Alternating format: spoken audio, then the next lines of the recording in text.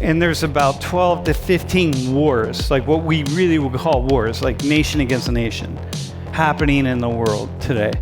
How many of those could you all name? Like, at what point do people in a nation know they're strong enough and safe enough so we don't need more weapons and we don't need to defend ourselves or be aggressive or whatever the case is? When all the threats are neutralized. When all the threats are neutralized. So what's that mean? I don't know, when you look at that, does anything come to mind? That's upsetting. That's upsetting that's where my tax dollars are going. Well, no, it's actually revenue. I mean, yeah. This is revenue for you. So, but Denzel, it's coming and going. this is your interest. This is helping to keep your tuition down. And there are all sorts of things. Penn State, we do a lot of research on weaponry, and that's part of what keeps a lot of stuff going here. And after class, find out who we're selling our weapons to, and each country is selling them to. They're all going to allies at some level, right? Yeah. Sometimes they're anti-democratic allies. They're allies who haven't had elections in 30 or 40 years.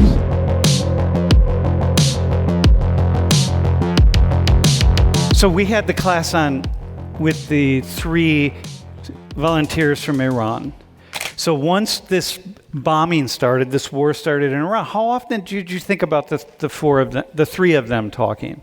It took a couple of days to click, but I was talking to my roommate who took this class last year, and I was just sharing with him that our last in-person class before the war was about 3 students from Iran and how life there is very misunderstood, about how it's not as severe as maybe people are told that it is, and then all that. And I'll say that I'm not super educated on what's going on and why in details, but just to think that was our conversation, and then for all of that to start going down, I mean, I just figured that that's what today's discussion would be about and talk about, and I just couldn't help but think, specifically for those 3, is how does it feel to go to class and share about what life is like, and then not even a couple of days later, it just gets flipped upside down, and all the concerns that come from that. Yeah, that's cool. That's good. That's the purpose of the class, right? To give you all an opportunity to see things from the perspective of other people. Let me just ask this. How often do you, just in your daily lives, think about war?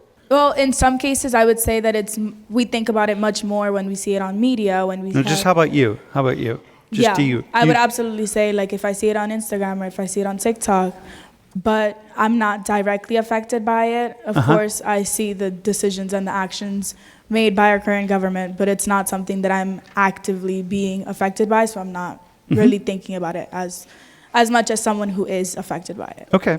Yeah, I would say I think about war quite a lot. I think it's something that you can't really avoid thinking about, for some people at least. Well, so what makes you think about it a lot? Like what? Yeah, I mean, I just think about, I read the news a lot, and it's something that's, always in the news, and it's also something that I think about, as a Middle Eastern person. I think about how that could impact the region as well. Mm-hmm. And what's your ancestry? I am half American and half Saudi Arabian. 90% of the time, I'm only thinking about war when I see it online, or when someone else saw it online or heard about something and then brings that up to me.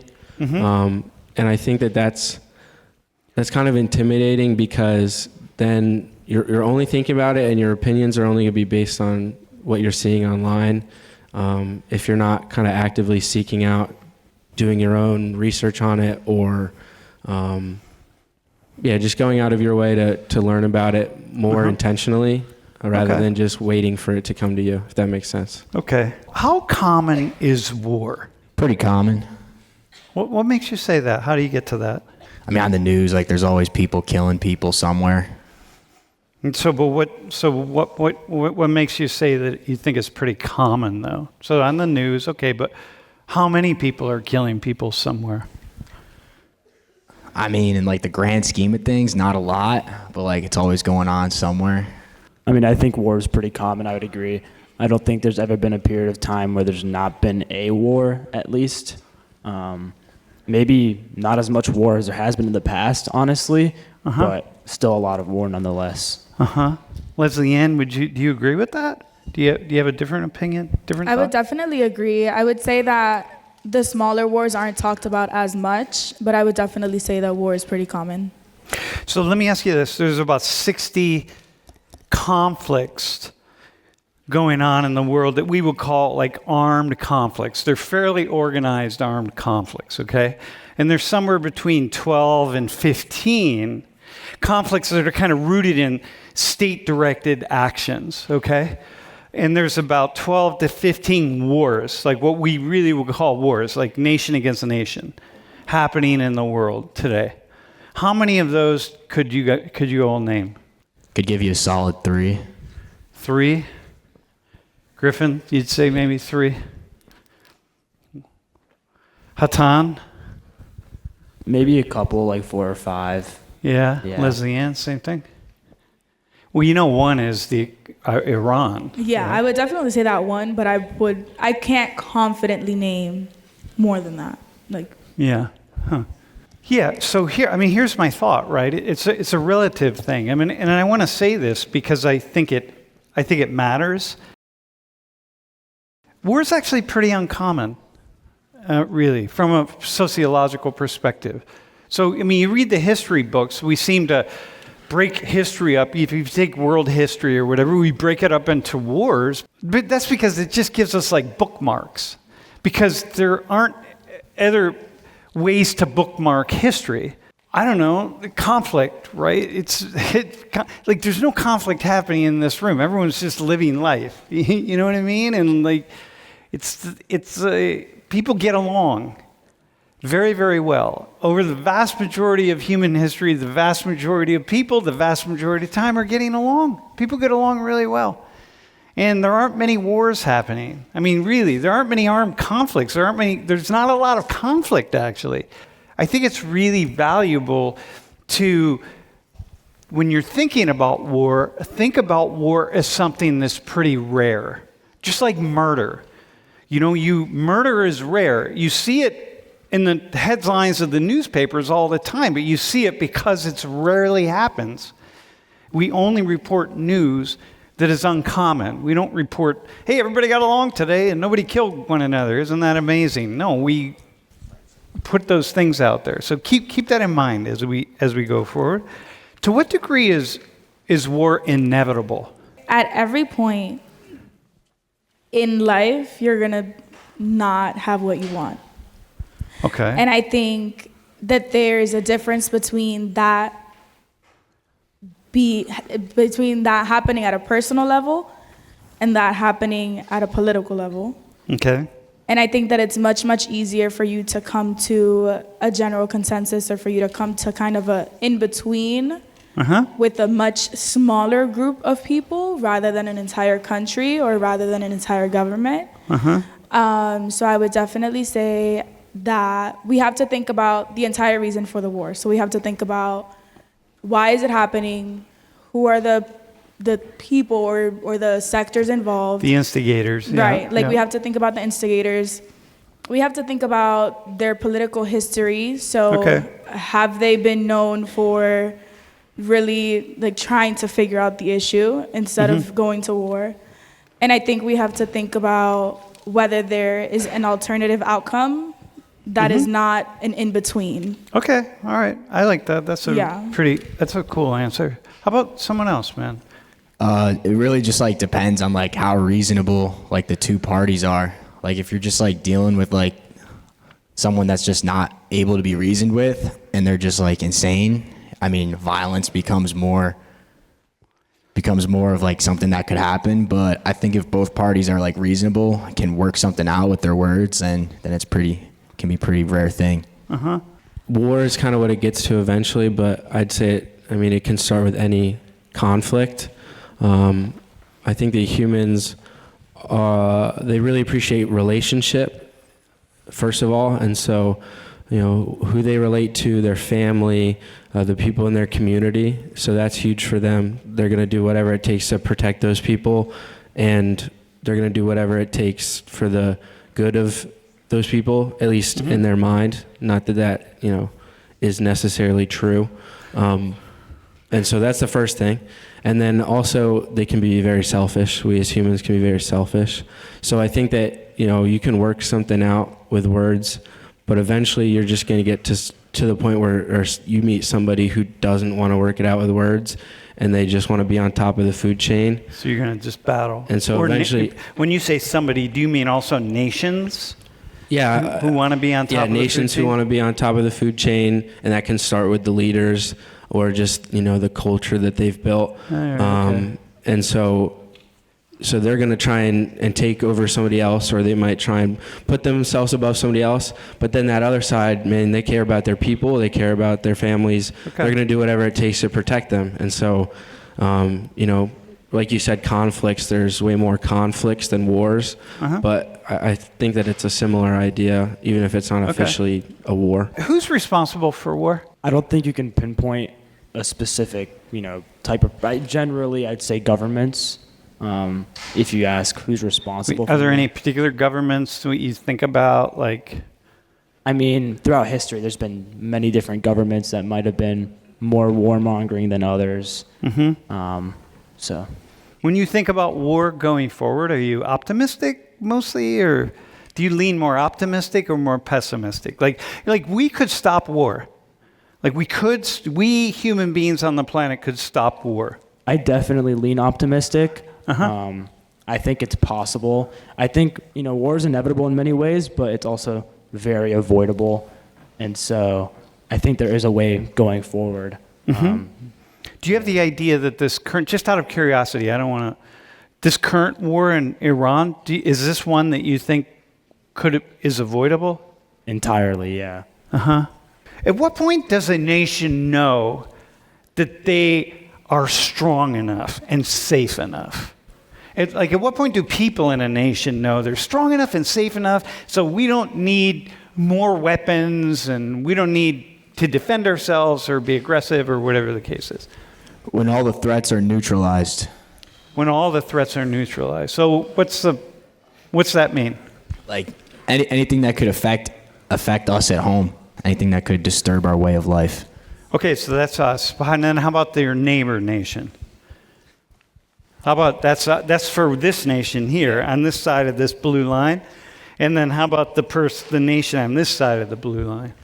What's the answer for them? When they feel safe enough, same thing. Like as long as there's no one like directly threatening them, then they should be fine. So for them, it's the same, right? When all the threats are neutralized. Yep. What's it mean to neutralize a threat? Make it no longer able to harm you. Okay, so here's military spending in the world in 2024. So the U.S. is over 40%, we're fairly close to half. We're upwards to half, about 45%, okay? Look at behind the U.S., we have China, then we have Russia, and then, how much more should we spend? I think we're already spending a pretty good amount. We got all the best stuff in the world. We got the most aircraft carriers. I don't think we need very much more. Okay, but think about Russia, think about China, all these other countries here, and then think about the U.S. What are they thinking about what they need to protect themselves? A lot of those countries we're really good friends with, and we protect them. And then Russia and China, obviously, they've got their stuff beefed up because we're not as good friends with them. But they'd never directly engage with us because that would end the world. Okay, but it might happen. But okay, Hatan, how about you? When you look at that, who are you most afraid of? It would make sense. If I were not an American, it would make sense for me to be scared of the U.S. most. We're spending triple of China's, been the second biggest spender. So. Mm-hmm. So you'd be afraid of yourself. You'd be afraid of this country. Of the U.S. government at large, yeah, probably. So let's say there's a nation here who looks at the United States and says, you guys have you got a government that's really oppressing your people. I mean, this is really quite a problem for you. And your government's increasingly looking like it's anti-democratic and, all this stuff. And you're dangerous because look at how much you're spending on weapons. You have more nuclear weapons than anybody else in the world. I mean, you're just so dangerous. You have a president who seems from the outside to be fairly erratic, right?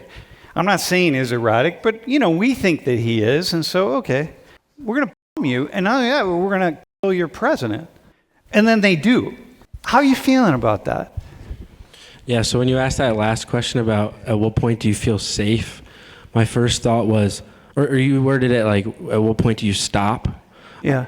My first thought is that like they just don't stop, because you might reach that safe point where you don't feel threatened anymore, but then when you don't feel like you have any threats, you just want to be more dominant and just build that gap so that you can overpower everybody, and that's why there's $1 trillion in spending on military. So you just keep going and you keep going and you keep going.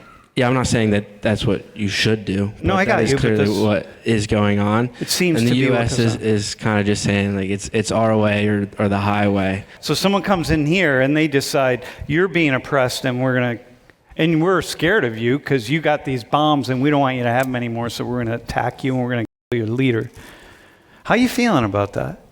It depends on how my relationship is with the country that we're blowing up. Like if I think that, this country's building weapons of mass destruction, and I'm like, oh yeah, I can trust them with that. I think they're gonna be reasonable with them, like our other friends on the pie chart. But if I think that they're gonna, do some not so nice things with them, then, I might have to act. I might have to do something about it. If I have a nuclear weapon, and you're my neighbor, what do you want? Probably my own nuclear weapon.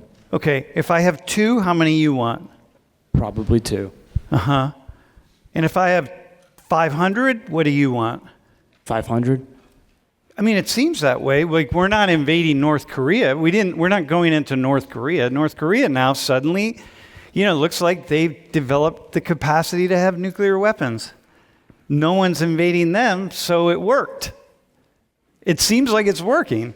It's like, yeah, we're not gonna attack North Korea. They're gonna send nuclear weapons around other places. So if Iran is saying like, hey, we gotta get nukes, why do you think they want to get nukes?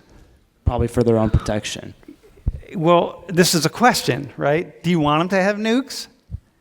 I mean, I don't think we can be the sole determiners of who can and can't have nukes. Well, this is part of the problem. I don't want anyone to have nukes, right? I mean, we don't want anyone to have nukes, but this is an issue.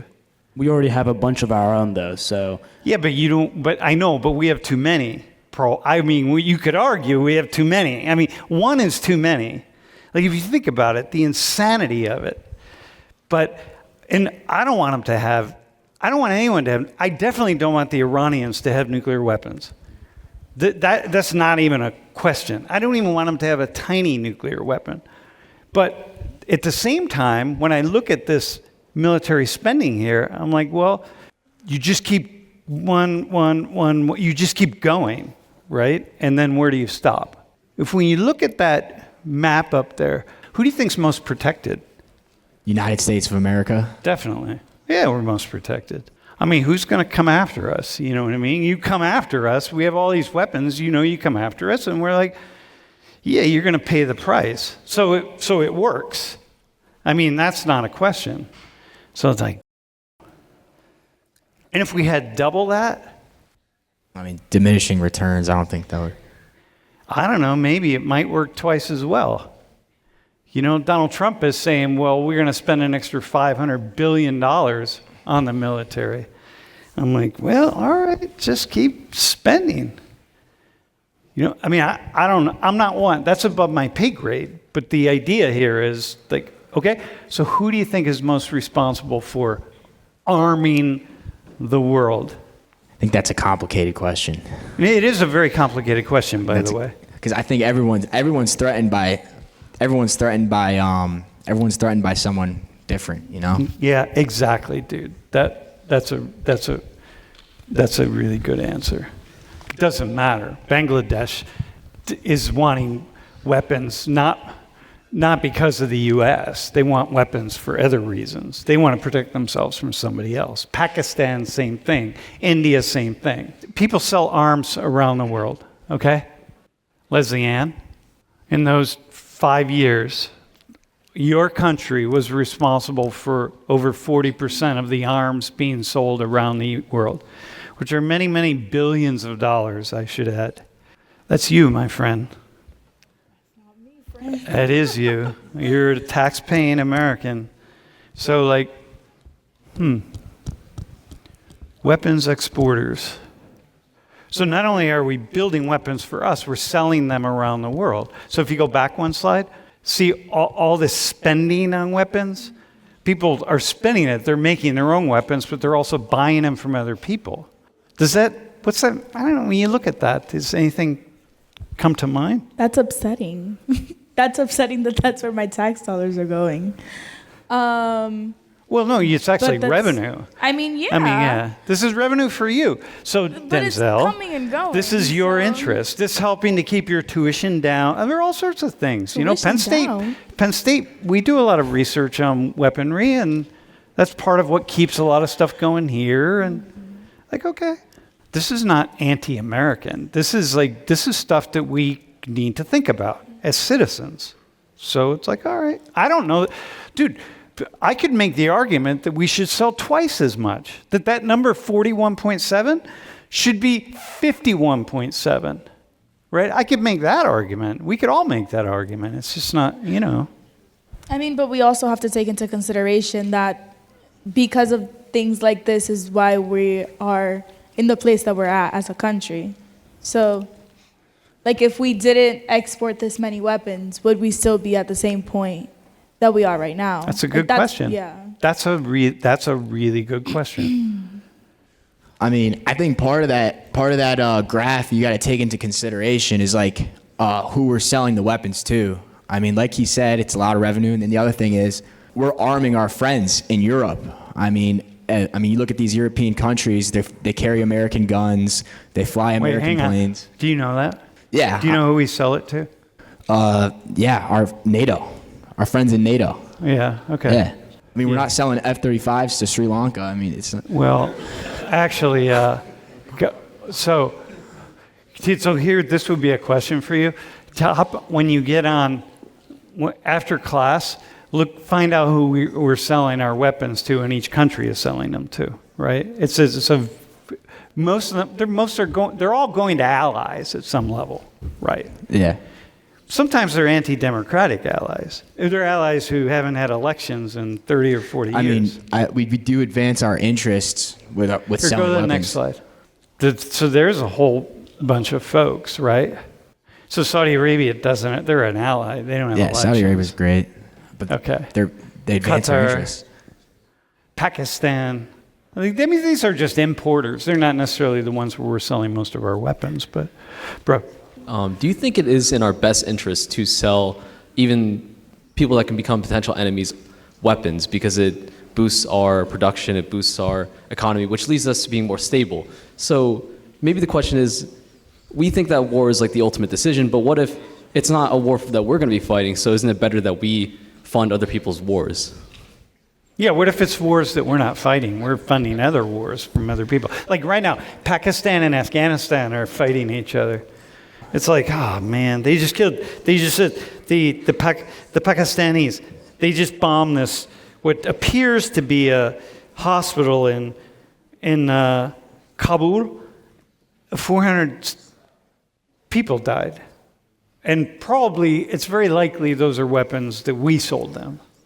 Yeah, I do agree with Christian. I think that over the last century, we have sold weapons to a lot of people to advance our foreign interests. Mm-hmm. And, whether or not the people that we sell them to make very good decisions with them is but at the end of the day, we're doing it to protect ourselves and advance our foreign policy. The government is going to treat itself like a business, and so I think that in most cases, whether it's going to war or selling weapons, they're doing for a capitalist country, they're going to do what is earning them a profit in most circumstances. No, like McDonald's sells food that is really bad for people's health, but they sell it anyway. Yeah, because it's making them money. Yeah, it makes money. It's what it is. Yes, I have a stance against having America produce more weapons or having them be a majority of the producers. Because yes, it gives you control, but it also gives you incentives to start war, to keep wars going. How so? Because you're making more money. So a war in Iran is very beneficial to the contractors and to companies like Palantir, because yes, people are dying, but hey, I'm making more money. So yes, gas prices are going up, but I've got reserves. I can stay alive for the next 100 days. So you would say that you would probably make the argument that people who are making weapons are probably not on the front end of conflict resolution organizations. Right. They're making money. Yeah. So let me make some extra money right now, and then we can resolve it later. But yeah, let's think utilitarian, as they call it. Yeah, that's kind of always the thing, right? I mean, I think all four of you kind of agreed there. It's like we can always make the argument up here that there's a greater goal, but in the moment, we got to think about what our interests are. Remember that the majority of people who die from all of these weapons are civilians just like us in the room. They're not people who signed up to go to war. They're people who are trying to live their lives. I mean, that's true all over the world. So, just hold that.